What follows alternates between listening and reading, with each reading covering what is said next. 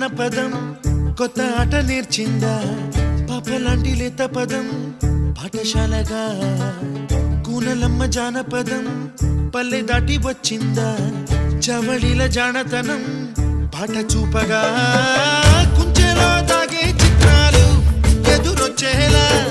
అంతటా